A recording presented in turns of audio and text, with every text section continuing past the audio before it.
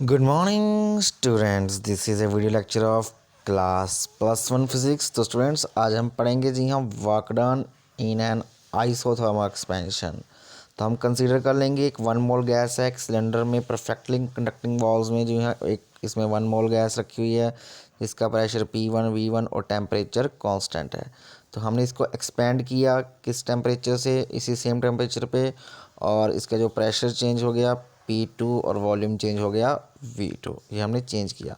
आपको पता है फोर्स कितनी लगती है, इस पिस्टन के ऊपर कितनी फोर्स लग रही होगी। तो फोर्स लग रही होगी प्रेशर इनटू एरिया। क्लियर है। अगर हमने स्मॉल dx मूव किया ऊपर को तो वर्क डन कितना हमें करना पड़ेगा, वर्क डन हमें करना पड़ेगा for small work done small distance के लिए फोर्स इंटू dx, यही वर्क डन होता है। तो वर्क डन को चेंज कर दिया, प्रेशर इंटू एरिया की वैल्यू पुट कर दी यहाँ से, यहाँ देखो, और डी डब्ल्यू equal to p d v. तो area into this d x, this area into this d x, ये वॉल्यूम हो गया। इस जो भी सरफेस इंक्रीज हुआ है, जो भी स्मॉल चेंज आया है, तो where d V A d x लिख लिया, small increase in the volume. अब टोटल वॉल्यूम निकालने के लिए हम इंटीग्रेशन करेंगे कहाँ से, पहले वॉल्यूम V1 था और V2 तक, V1 से लेके V2 को हम इंटीग्रेट करेंगे पी डी वी, इस इक्वेशन को पी डी वी को इंटीग्रेट कर दिया, टोटल वर्क डन आ जाएगा। तो कैसे आएगा, तो हमें पता है पी की वैल्यू, पी का relation for 1 mole of gas P V equal to n R T होता है, number of mole of gas 1 mole है, तो एन की वैल्यू 1 होगी, तो P V equal to R T, ये यूज़ कर लिया। और पी की वैल्यू क्या हो जाएगी, आर टी बाई वी, यहाँ से निकल के नहीं चलेगी, यहाँ पर पी की वैल्यू हमने पुट की। तो V1 से V2 तक R T by V into d V, R T constant है, टेम्परेचर भी कॉन्स्टेंट है, गैस कॉन्स्टेंट, 1/v, 1/, का होता है integration log of l n of natural log of इसका v। अब अपर लिमिट पुट करेंगे पहले, ये हो जाएगा हमारे पास W equal to R T log of V2 minus log of V1, upper limit फिर लोअर लिमिट माइनस फार्मूला। अब log of A minus log of B होता है log of A upon B, ये लॉगरिथमिक पे फार्मूले हैं, ठीक है। तो यहाँ पर लिख दिया log of V2 upon V1। तो वर्क डन कितना आया, अब ये नेचुरल लॉग था ln, तो अगर इसको लॉग में कन्वर्ट करेंगे तो ये हो जाएगा लॉग ऑफ बेस 10, यानी कि 2.30 से मल्टीप्लाई करना होता है, 2.303 लिख सकते हैं वैसे। तो इसके हो जाएगा 2.3026 are T log of V2 by V1। अब हमें पता है जो for isothermal process P V constant होता है, मतलब P1 V1 equal to P2 V2। तो यहाँ से हमने क्या किया, V2 अपॉन V1 कर दिया ताकि यहाँ पर पुट कर सकें, और इसकी वैल्यू आ जाएगी P1 बाई P2। तो हम इसको न्यूमेरिकल्स में यूज़ कर सकते हैं। तो मतलब जो वर्क डन होता है वो रिलेट करता है प्रेशर और वॉल्यूम के साथ, मतलब वॉल्यूम के साथ, और लॉगरिथमिकली रिलेट करता है, मतलब लॉगरिथमिकली चलता है किसमें, किसी भी आइसोथर्मल प्रोसेस में लॉगरिथमिकली वर्क डन जो है वो चलता है। क्लियर है। तो ये तो था हमारा वर्क डन, कितना वर्क डन हुआ जब आइसोथर्मल प्रोसेस किया, मतलब हमने टेम्परेचर को कांस्टेंट रखा। अब हम बात करते हैं work done in adiabatic expansion. हम उसको एडियाबैटिक एक्सपेंड करेंगे। एडियाबैटिक का मतलब हम उसमें नॉन कंडक्टिंग साइड पे हमने वॉल लगा दी, मतलब हीट ना लॉस हो रही है ना गेन हो रही है बाहर से।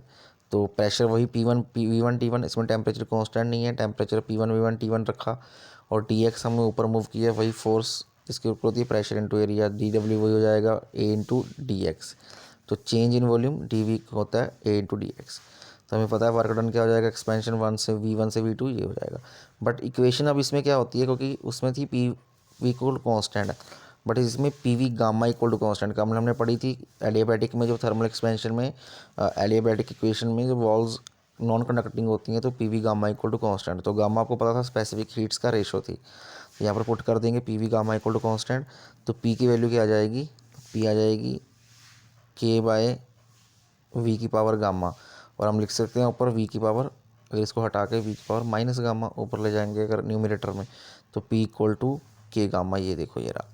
अब अगले बात पढ़ते हैं। आगे हमारे पास work done, total work done के वी गामा पुट कर दिया, पी की जगह साथ में है डी वी, पिछली क्वेश्चन पे पी डॉट डी वी था ना, तो पी की वैल्यू क्या आ जाएगी, ये के वी गामा -1। अब इसको ध्यान से समझना, मैथमेटिक्स है इसमें। अब हमारे पास इसको इंटीग्रेट करेंगे, तो इंटीग्रेशन जब करेंगे तो के वी की पावर माइनस गामा +1, और नीचे हो जाएगा माइनस गामा +1, इंटीग्रेशन हो जाएगी V1 से लेके V2। अब माइनस गामा +1 क्या है, 1 माइनस गामा, वही लिखा है उन्होंने -1 माइनस गामा, यही -1 गामा, माइनस गामा +1 क्या है 1 माइनस गामा, वही लिखा उन्होंने।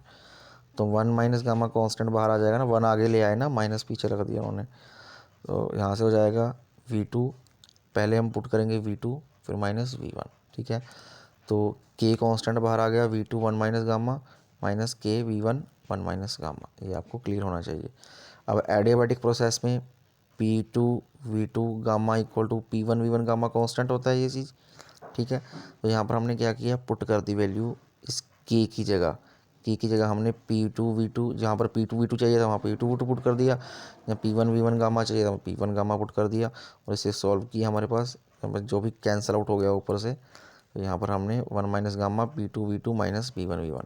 सो ये वर्क डन आया in terms of adiabatic change, work done in terms of adiabatic change, clear है।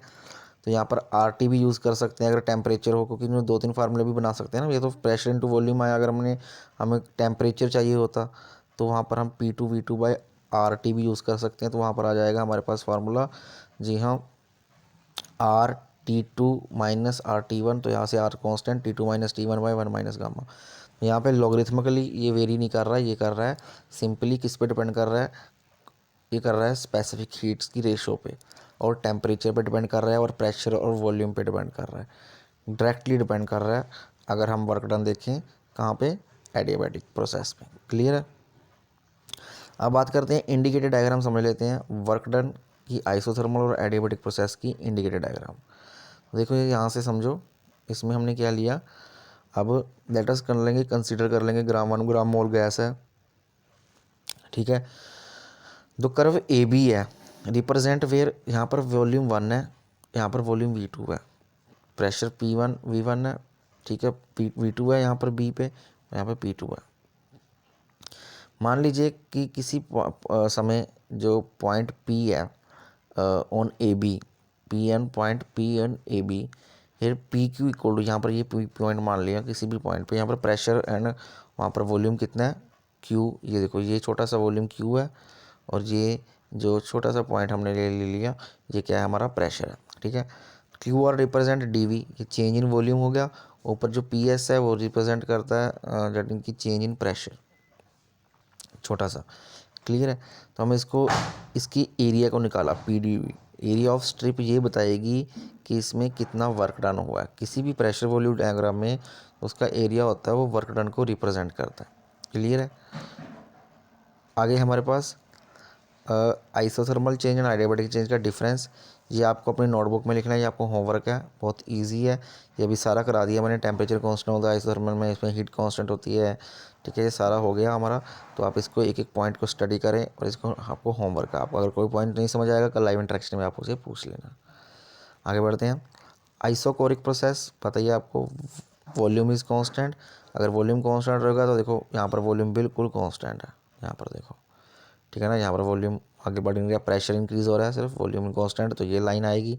अगर हम बात करेंगे प्रेशर कांस्टेंट, तो हम ये देखो प्रेशर एक्स एक्सिस के पैरेलल लाइन, अगर हम वॉल्यूम कांस्टेंट करेंगे आइसोकोरिक प्रोसेस में, तो प्रेशर के वाई एक्सिस के पैरेलल लाइन आ जाएगी, क्लियर है।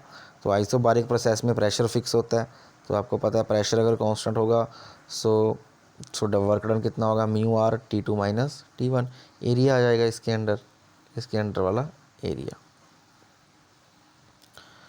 क्लियर है। आगे बढ़ते हैं, न्यूमेरिकल कर लेते हैं। एक सैंपल का गैस दिया हुआ है जिसका गामा दिया हुआ, मतलब स्पेसिफिक हीट, एक एडियाबैटिक प्रोसेस के थ्रू उसका वॉल्यूम जो है कंप्रेस किया गया, पहले वॉल्यूम 1600 था, फिर उसका वॉल्यूम घटा के कितना कर दिया गया, 400 cc, क्यूबिक सेंटीमीटर, cc मतलब होता है क्यूबिक, ठीक है, centimetre. If the initial pressure 150 kilo pascal है, what is the final pressure, पहले प्रेशर 150 किलो पास्कल, तो फाइनल प्रेशर बताओ और वर्क डन बताओ। तो गामा पता हुआ हमें, कितना वॉल्यूम पता है, cc ये दिया हुआ है, प्रेशर दिया फर्स्ट P1, तो हमें एडियाबैटिक प्रोसेस में P2 V2 gamma P1 V1 gamma का इक्वल होता है, यहाँ से हम वैल्यू पुट करेंगे गामा की, इसको सॉल्व करेंगे तो वर्क डन क्या हो जाएगा, P1 V1, ये हम पढ़ के आए हैं अभी, 1/1 गामा -1, ठीक है, P1 V1 minus P2 V2 अभी पढ़ के आए हैं ऊपर, वर्क डन, वहाँ वैल्यू पुट करेंगे, आंसर सिंपल जूल में आएगा आंसर, नेगेटिव में, ठीक है ना। आगे first law of thermodynamics, first law of thermodynamics क्या मतलब है, वेरी इंपॉर्टेंट है ये, अकॉर्डिंग टू हीट था ठीक है ना, हीट एनर्जी के ऊपर लॉ गया, इसे general law of conservation of energy भी कहा जाता है। इसमें क्या कहा गया, जब भी हम whenever is heat is added to a system it transfers to an equal amount of energy in other form. अगर हम हीट को ऐड करते हैं किसी भी सिस्टम में तो वो अनदर फॉर्म ऑफ हीट्स में चेंज होती हैं। वो कौन सी फॉर्म है, एक तो उसकी वो इंक्रीज इन इंटरनल एनर्जी करेगी, दूसरा वो वर्क करेगी। देखो ना, अगर हम हीट ऐड करते हैं तो वो उसकी इंटरनल एनर्जी चेंज करता है और वर्क डन करता है। जैसे एग्जांपल लेता हूँ, मैंने दूध का बॉयल करने के लिए रखा, तो जब मैं उसे हीट करता हूँ उसकी इंटरनल एनर्जी चेंज होगी। इंटरनल एनर्जी मतलब आप देखोगे उसके पार्टिकल्स में मोशन इधर उधर जाने लग जाएंगे, उसका टेम्परेचर इंक्रीज़ हो गया, मतलब काइनेटिक एनर्जी इंक्रीज़ होगी, तो उसका मतलब उसका टेम्परेचर इंक्रीज़ हो गया। क्योंकि जो मोशन ऑफ पार्टिकल है ना वही बताता है भी कोई चीज़ कितनी गर्म है। जैसे आप चीज़ को किसी को हाथ लगाते हो तो आप पीछे हाथ हटा लेते हो, क्या चीज़ लगी, आप कहते हैं गर्म है, तो मतलब उसमें पार्टिकल्स का मोशन ज़्यादा है, काइनेटिक एनर्जी ज़्यादा है, इसी करके आप हाथ पीछे उठा लेते हो ज़्यादा। ठीक है ना, ज़्यादा पार्टिकल मोशन में होता है तो पार्टिकल्स वाइब्रेट बहुत तेज़ करता है, इसी कारण उसकी काइनेटिक एनर्जी चेंज हो जाती है। ये बात क्लियर होगी आपको। ओके, तो जब हम हीट करते हैं तो उससे उसकी इंटरनल एनर्जी चेंज हुई और उसका वॉल्यूम चेंज हुआ, ऊपर जाएगा। अगर वॉल्यूम चेंज होगा तो वर्क डन हुआ। तो that's is a first law of thermodynamics, easy याद करने के लिए। अगर हीट करेंगे तो उसके इंटरनल एनर्जी और वर्क डन दोनों चेंज होंगे। तो ये this is a first law of thermodynamics. Sign convention लेनी है अगर हम हीट की, अगर हम हीट सप्लाइड कर रहे हैं, सिस्टम को दे रहे हैं, तो हीट को हम नेगेटिव लेंगे। सिस्टम को अगर देंगे, अगर हीट हीट ड्रॉन हो रही है, निकाल रहे हैं, तो उसकी वैल्यू हम नेगेटिव लेंगे। जब गैस एक्सपेंड हो रही है तो वर्क डन पॉजिटिव होगा, ना। जब गैस वर्क एक्सपेंड हो रही है, हम उसको फोर्स लगा के पीछे खींच रहे हैं, गैस लगा रही है, तो उसे कहेंगे हम पॉजिटिव। वर्क डन जब गैस कंप्रेस हो रही है तो उसे हम लिखेंगे नेगेटिव। क्लियर है। टेम्परेचर को गैस इंक्रीज़ हो रहा है तो इट्स एनर्जी इंक्रीज़ हो रही है, सो वो पॉजिटिव लेंगे। अगर टेम्परेचर डिक्रीज़ हो रहा है तो उसकी इंटरनल एनर्जी डिक्रीज़ हो रही है, तो हम डी यू जो है वो नेगेटिव लेंगे। ये आपको साइन कन्वेंशन याद रखनी है न्यूमेरिकल्स में। जैसे ये देखें, 200 joule of work is done to compress an ideal gas. एक गैस को आइडियली आइसोथर्मली कंप्रेस किया गया। How much heat flows from the gas during the compression process. कितनी हीट बाहर आई। तो पहली बात तो वर्क डन हम कर रहे हैं सिस्टम पे, तो नेगेटिव आएगा, वर्क डन -200 जूल लिख लिया। हीट निकालनी है, अब हमें पता है जो आइसोथर्मल प्रोसेस है उसमें इंटरनल एनर्जी चेंज नहीं होगी। क्यों? क्योंकि टेम्परेचर तो कांस्टेंट है। अगर टेम्परेचर कांस्टेंट है तो इंटरनल एनर्जी तो टेम्परेचर पे डिपेंड करती है, काइनेटिक एनर्जी पे डिपेंड करती है। तो अगर वही नहीं हो रही तो काइनेटिक एनर्जी ज़ीरो है। For isothermal process internal energy is zero. तो first law of thermodynamics according d u ये होता है -200 जूल। तो हमारे पास कितना हमें हीट बाहर आई, -200 जूल बाहर आई। कैलोरीज में चेंज करनी है तो 4.2 कर लो। नेगेटिव साइंस का मतलब है हीट बाहर आई, अभी बताया ना मैंने, तो ये आपको ध्यान रखना है। बात करते हैं applications of the first law of thermodynamics. Isothermal expansion में आपको पता है जो इंटरनल एनर्जी है वो ज़ीरो होती है, तो जो वर्क डन होता है वो हीट पे डिपेंड करता है। जितनी दोगे हीट उतनी ही मिले वापस आएगी। क्यों? क्योंकि आइसोथर्मल एक्सपेंशन है, तो सारा जो उसकी जो हीट जितनी दोगे आप, वो सारा वर्क डन करने में लग जाएगी, क्योंकि टेम्परेचर को उसने कांस्टेंट बनाए रखना है। एडियाबैटिक प्रोसेस में हीट जितनी एंटर हो रही है, no inter heat enter no heat enters और लीव्स द सिस्टम, तो क्योंकि इंसुलेटेड है तो हीट ही ज़ीरो है। ठीक है, तो मतलब इसमें कह सकते हैं इंटरनल एनर्जी जो सारी लगेगी वो वर्क डन को ही करने में लगेगी। ठीक है ना, D you must be negative, internal energy of system would decrease and gas will be cooled. ठीक है ना, इंटरनल एनर्जी डिक्रीज होगी ना, तो इसका मतलब गैस जो है कूल्ड होगी अगर हम उसे एक्सपेंड करते हैं एडियाबैटिकली, तो वर्क डन वहाँ पर पॉजिटिव हो जाएगा। आइसोकोरिक प्रोसेस, वॉल्यूम कांस्टेंट है, वॉल्यूम कांस्टेंट है तो वर्क डन नहीं होगा, तो मतलब जितनी हीट लगेगी वो उसकी इंटरनल एनर्जी चेंज करने को ही लगेगी। क्लियर है। तो ये कुछ एप्लीकेशंस थी जिसमें सभी हमने चारों प्रोसेसेस को समझा, जैसे आइसोथर्मल, एडियाबैटिक, आइसोकोरिक, चारों प्रोसेसेस में क्लियर हो रहे हैं। अब बात करते हैं कि टू प्रिंसिपल स्पेसिफिक हीट्स हैं, जैसे सीपी जिसे कहते हैं। सीपी का मतलब होता है specific heat at constant pressure.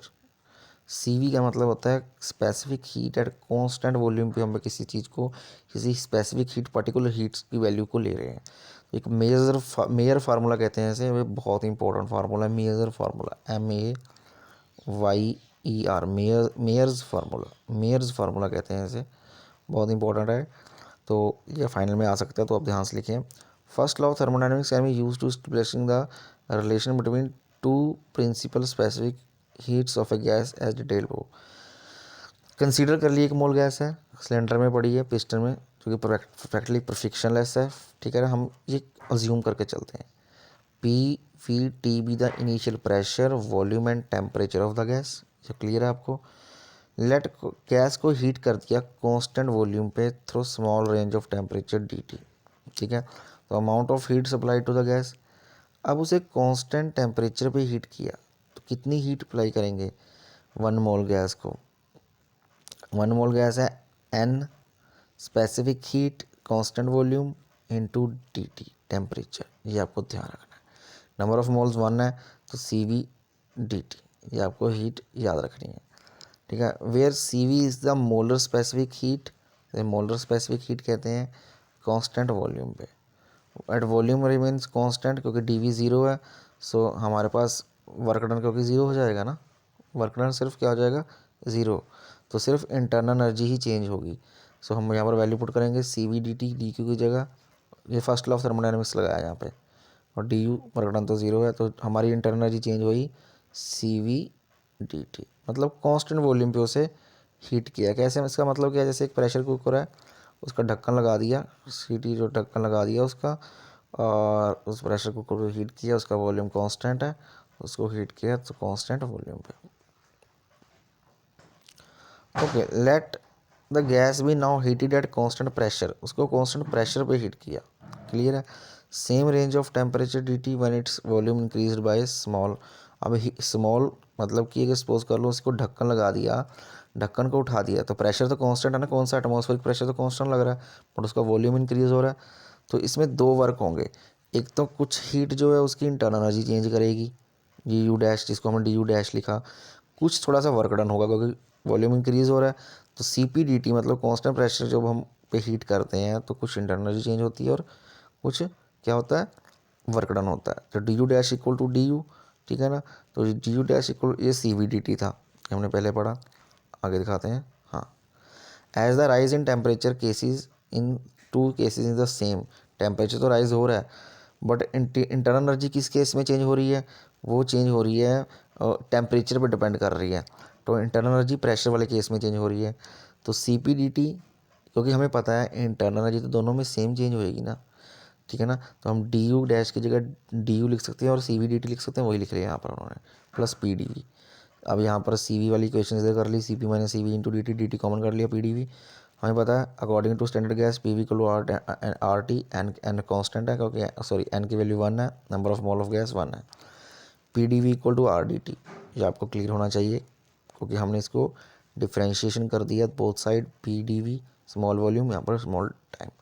तो हम जहाँ पर D T R d T, यहाँ देखो पी डी वी की जगह आर डी टी लिख सकते हैं, ये देखो यहाँ से R d T cancel out, C P minus C V equal to R. तो अगर हम इसकी बात करें, इसका मतलब ये है कि अगर हम स्पेसिफिक हीट और कांस्टेंट प्रेशर में से स्पेसिफिक हीट और कांस्टेंट वॉल्यूम माइनस करते हैं तो वो कांस्टेंट होते हैं। कौन से कांस्टेंट, गैस कांस्टेंट, इसे कहते हैं गैस कांस्टेंट, क्लियर है। सो ये आइडियल गैस के लिए है ये इक्वेशन, मेयर्स फार्मूला, तो वेरी इंपॉर्टेंट फार्मूला।